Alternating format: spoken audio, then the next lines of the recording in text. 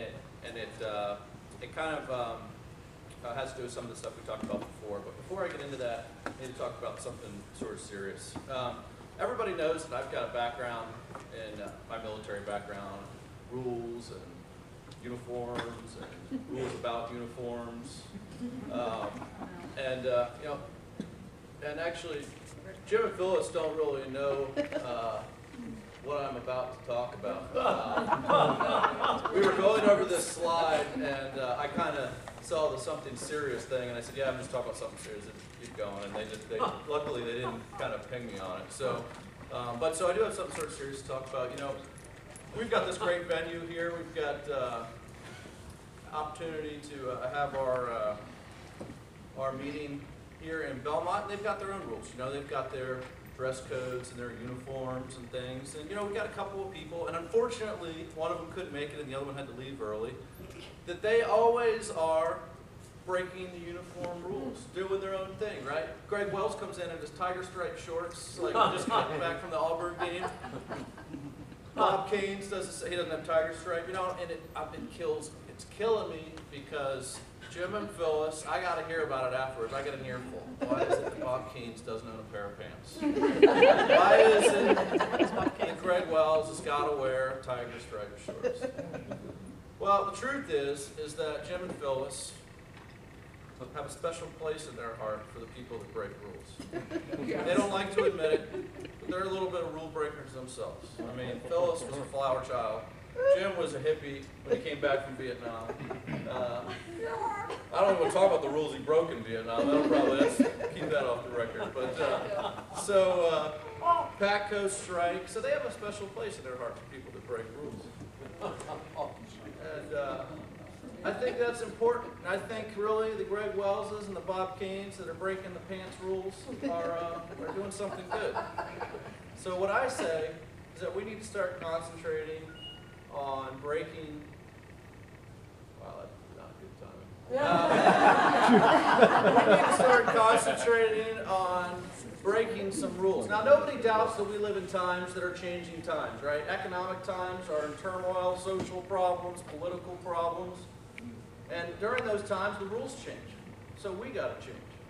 So what I'm saying is that as we change things and as the rules change, we need to put a focus on breaking rules instead of following rules. Now, I'm not talking about breaking rules that are going to send us off to jail or get us fined by VAR, unethical things. But I mean breaking the rules in which we traditionally think of things. So as a tribute to breaking some rules, I would like to break a few rules of my own. I'll pay tribute to the Bob Caines and Greg Wells. I will wear some shorts.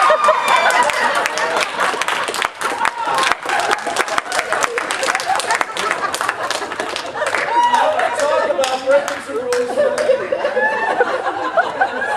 And I've been dying to get a little more comfortable in these sales meetings. Because I'll tell you, it's really bad time here. Give me a minute. Tim, did you ride around playing golf with him all day? He didn't share any of that. So we're going to talk about doing things a little different. And I really wish Oh, I think we have that one. Bob and Greg could have been here. Because the rules are changing. And the benefit is that we're focusing on changing some of the rules. Now, of course, with all the rule This isn't our changing, normal meeting. Just so you know. with all the rule changing comes some opportunity. I got to tell you, while I'm doing this, I'll tell you a funny story. So I was in Thailand 3 years. No, I'm just kidding. So I will tell you a funny story. All right, so I decided after the last sales meeting, after I heard, and this is true, after I heard, oh, Greg Wells and Bob Caines, I said, all right, I'm addressing the shorts issue at the next meeting. So I came up with this idea. Now, I like the shorts. I might wear these more often. Pull it down a little bit.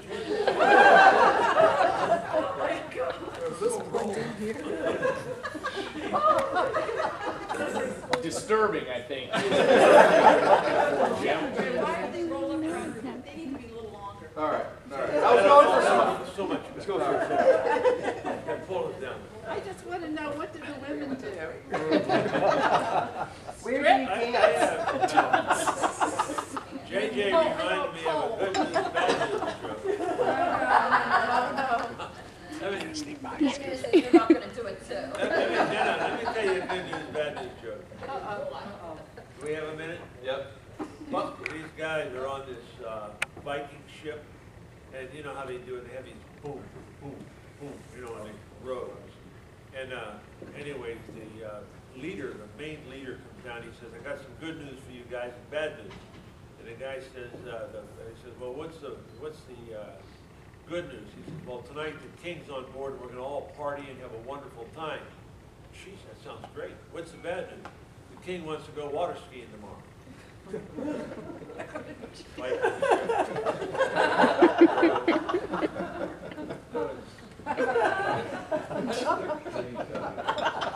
So here's what happened.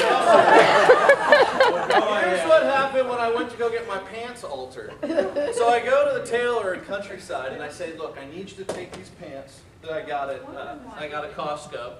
I mean at Target. And I said, what I need you to do is I need you to cut them down the side so I can rip them off. And this tailor looked at me and she said, no, we don't do that type of thing here. I had to go to 3 tailors to find somebody that would make breakaway dress pants. So How do you know that? They're running, how do you know that? no.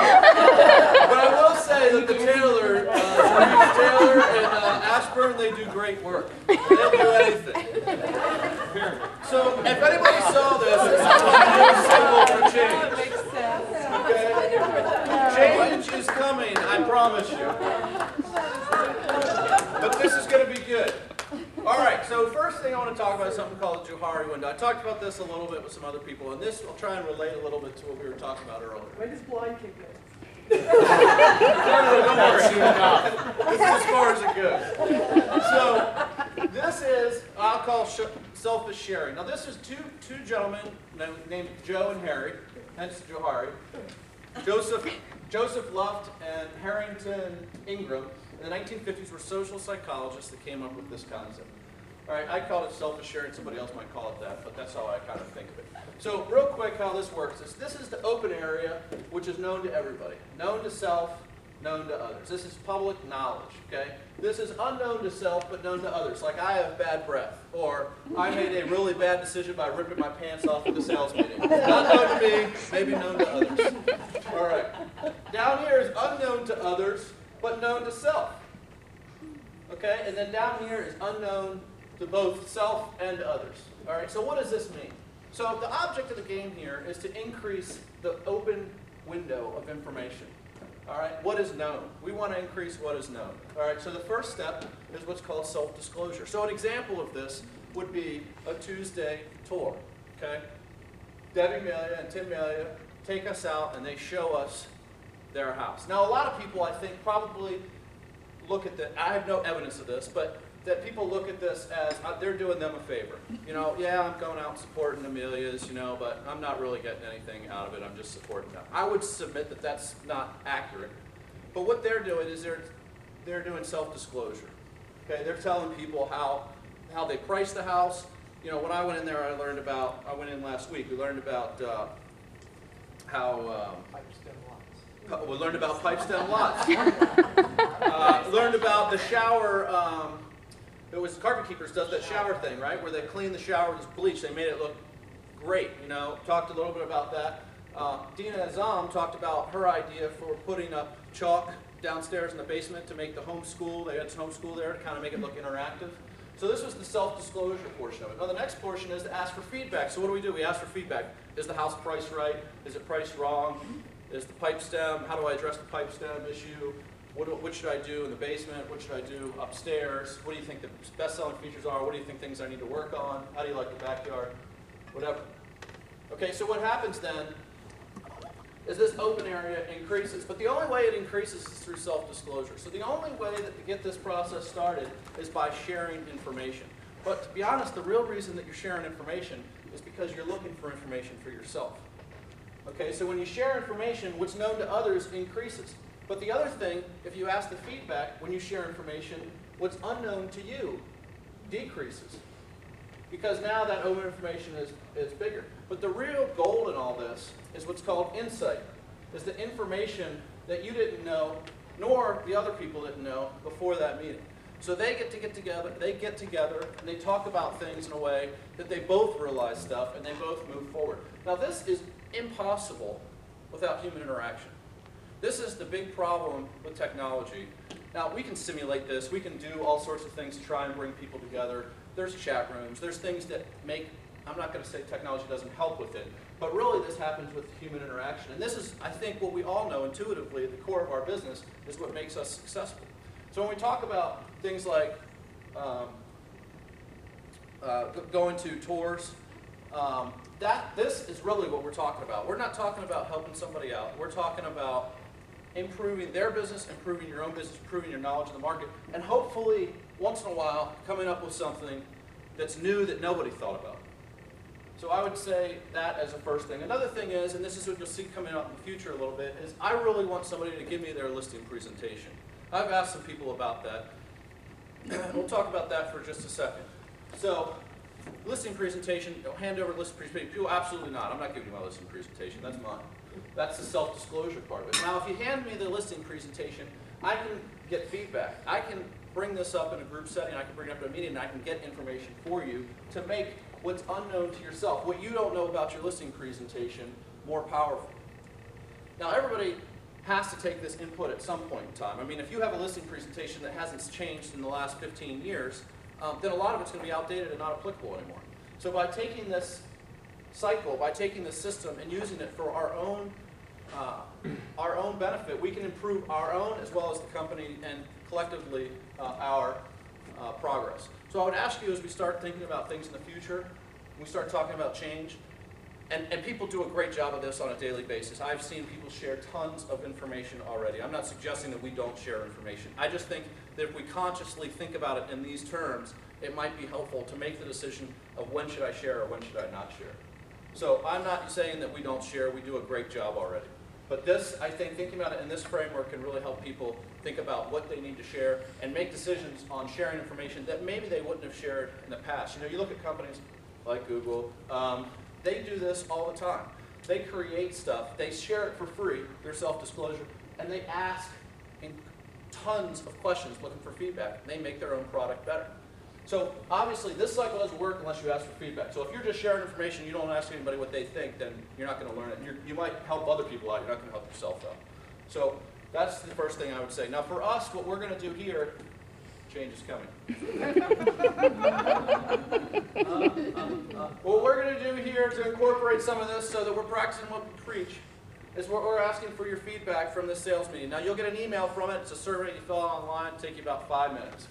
This is the Johari window. So we've done a lot of self-disclosure today. We don't know we don't know what's really working and what's not working. See those lights? But They look like clinger. This was not a selling point with the ladies. The Greeks had a term for it. It's called blocker. I got lots of blocko.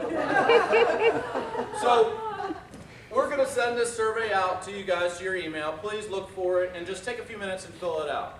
You'll help us make this meeting better. You'll help us find out what we don't know that you guys do know, and it'll help out a lot. I can help anybody in here that's interested in generating these surveys. You can generate them in Google very easily and send them out to clients, to other agents that tour houses, to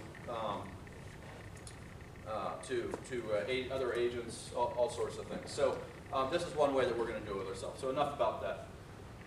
All right, the next thing, talk about 2 more things, and then I'm done. All right, there's a book called Orbiting the Giant Hairball. So this book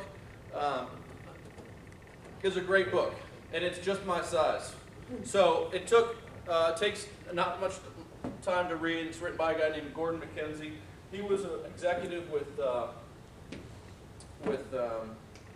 card company, Hallmark, for years and years and years, like 25 years. Now he does speaking about his topic here. He's always somebody that operated outside the envelope. It's called Orbiting the Giant Hairball, Corporate Fool's Guide to Surviving with Grace. Great book. I encourage you to read it. But two of the things they talk about is what's called the pyramid model. This is the standard model for any big company. Has been in the past. And this is part of the stuff that's going to change as well. So you got people up at the top. We must grow or die. We must motivate the workers to produce more. You down there, how can we motivate you? We'll need to increase production. Then you got the workers that say, let us out from under this crushing mountain. Now, this doesn't apply to us directly. This might be typical corporate. I'm not suggesting that our agents are the workers. But this is sort of typical corporate America, how they think of things. We're a little bit different than that. But we do have some of these same characteristics. Namely, the tendency for a disconnect between people that are trying to develop programs and the people that are executing those programs. And that's the point of this slide. So what we look at, the next one is what's called the plum tree model. So the plum tree model is something that they talk about in the book that's sort of a shift in that. Okay, you got top management. What do you need to motivate you? The trunk of the tree. You got the agents at the top. On a clear day, we can see forever. We've got what we need, sunshine and air. We're at the top. And down at the bottom, you've got the corporate resources that are flowing up from the bottom. So this is something, we talked about committees, and this is something that we can do to help generate some momentum within our company. Now, committees are something that are kind of dangerous, and it's something we've learned a little bit about. If I stand up a committee, you know, I can stand up the committee, like Phyllis said, we can meet once a month or twice a week for the next 8 years and not get anything done, and it just becomes a drain on everybody. So what I'm proposing is that we do is set up committees to address a specific problem for a short period of time. We can even set a cap on it, but I would say probably no more than 3 or 4 meetings. The problem's addressed, committees dissolved. Now, the advertising committee is a great example. The agents drove that. We couldn't have come up with those ideas, and the agents came up with, as a group, the committee came up with ideas that could not have been come up with without them. But now once we develop that ad, we can run that ad. People have got lives, people have got things they got to get back to, they're selling houses. So we don't want that committee to become a burden. But those committees are going to be something that are going to be going to be critical for us to improving change and getting through this next phase as we move forward. We talked about stuff with Facebook. We can look at technology. We can do that in a couple of meetings. We've talked about the other thing, which was the tour, addressing the issues with the tour. So the point is that the top of this is the focus on the agents, is that the agents' involvement is critical to us because you guys are the ones that are on at the ground level seeing things how they really happen. So one quick story I'll tell you is I got a gentleman in class with me who's a DC school principal at George Mason. And he said, you know, here's the issue I've run into. We've got No Child Left Behind Act. You know, I'm trying to get these committees to stand up in my school. I want to get their input. And he said, the professor, he said, my problem is that when I ask the teachers to get involved, they say, that's not my job. You're the administrator. You're the one that comes up with these systems and programs. I'm teaching kids all day long. And the professor looked at him and said, ask the teachers this. If it's not their job, whose job is it? And he said, and if the response is that the person's job it is the administration, but the next question you ask them is if the administration comes up with new programs, procedures, and policies, are you teachers going to be happy with it? And the answer was no, because it's not reality and it's not based on what we really do. So he says, I'm caught between this rock and a hard place. I can't get the teachers to get involved because they don't see that this is part of their job. Yet I try to come up with things. I'm running myself into a wall because I don't have, quite frankly, the knowledge of how things really work in the organization. Now, he's got a PhD in education. He's getting his additional master's. His brain's about this big. You know, but he can't, but that's not his job to focus on that on a day-to-day basis. So he doesn't know the reality of what's on the ground. And what I'm asking you to do is get involved in some of these committees, not as a burden, but so that we can help develop individual and company